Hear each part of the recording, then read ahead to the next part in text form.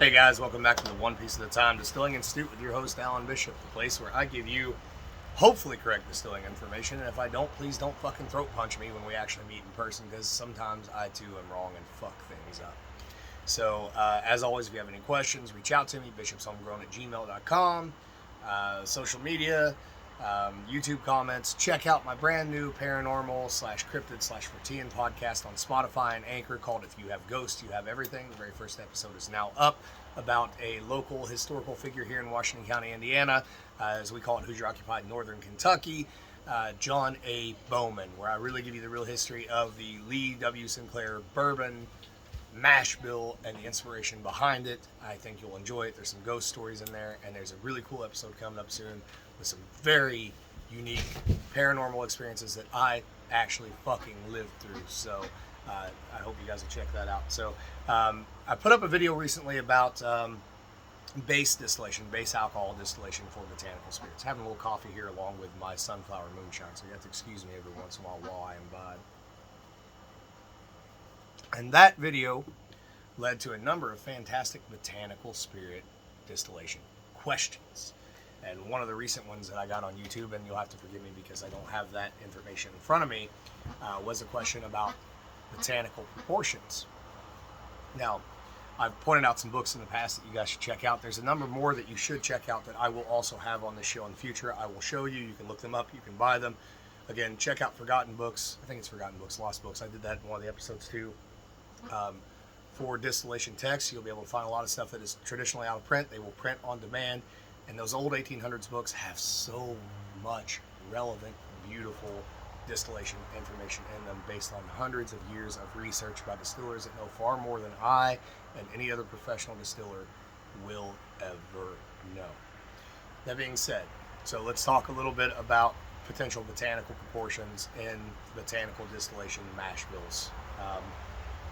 I do a lot of botanical distillation. I grow a lot of botanicals. I showed you guys in the previous video some of my herb gardens. I don't grow all of my botanicals. I try to grow quite a few of them. I try to bring in odd stuff. I try to do interesting, unique, textural, cultural things with my botanical distillations because I love them so dearly. Botanical distillation is something that, to me, came naturally. It came much more naturally than anything else distillation-wise that I've ever done. Truthfully, I don't struggle with it. It's the one art form within distillation that I find the easiest for me. It's a shame that commercially in the United States and most places botanical distillations aren't more, or botanical distillates aren't more enjoyed than what they are, but I do think that is slowly changing. People's palates are expanding, they're getting into new, interesting, different things, especially as they explore culinary possibilities. Those culinary possibilities then inform the possibilities of what alcohol can present to someone. So we're going to start with something like gin and aquavit, and here's a general rule. So let's say gin. Your main ingredient obviously is juniper. You may have all kinds of secondary ingredients. You may have angelica, you may have orris root, you may have all kinds of things. Anyways, we're going to start with the main botanicals. For most gins, the juniper proportion, and most aquavits, caraway, coriander, dill, most of the main components of those gins are going to fall somewhere between 35 to 70 grams per gallon for the first three main components. All right, so with, let's say, aquavit, for example, just for shits and giggles, caraway, coriander, and dill, you're going to be somewhere between 35 and 70 on all those, with caraway and coriander being the main ones, and then dill being secondary, and then maybe junipers after that at maybe 30-35 grams per gallon. When I say grams per gallon, what I mean is grams macerated in 1 gallon of whatever your base alcohol is at the proof it's recommended to be macerated. So if you're dealing with gin or aquavit, this is going to be per 1 gallon at 80 proof. If you're dealing with absinthe, that's a little different because you're going to be macerating at 140 proof, and we'll get to that momentarily. But typically somewhere on those, if you have, let's say, a botanical bill that has, again, 3 or 4 main ingredients, those 3 or 4 main ingredients, somewhere between 35 and 70, maybe even 75 grams per gallon of those ingredients, based upon what ingredient you want to shine the most to what ingredient you want to shine the least. Now, secondary ingredients, these would be things like,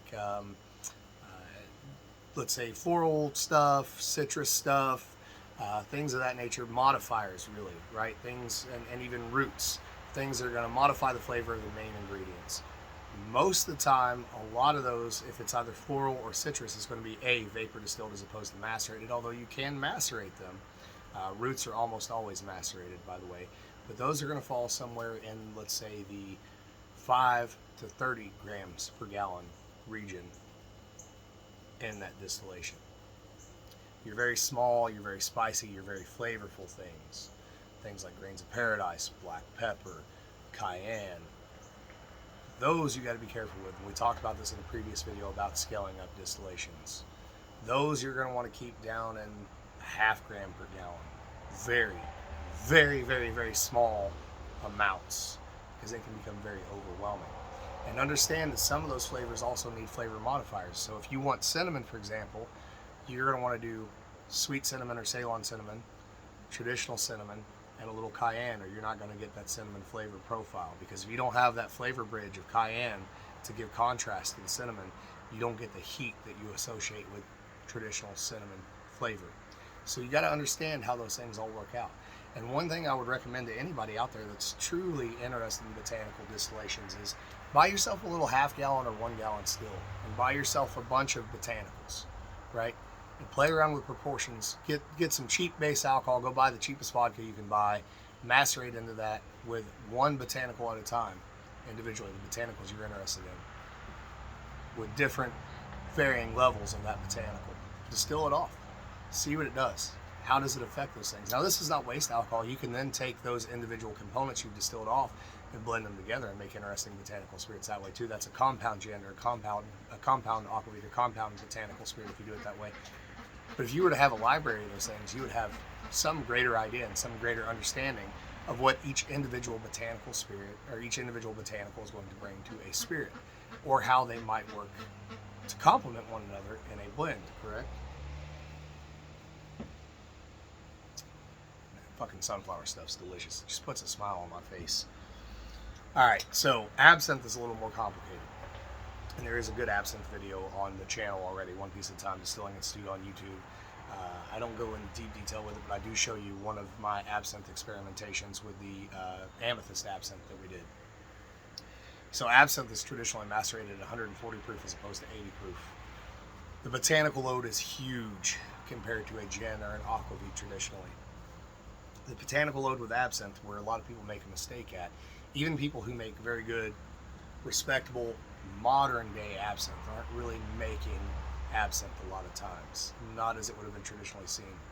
So for example, with absinthe, your wormwood being one of your primary components, dried wormwood might be somewhere in the 100 to 200 grams per gallon region, sometimes even higher than that depending on how bitter you want it.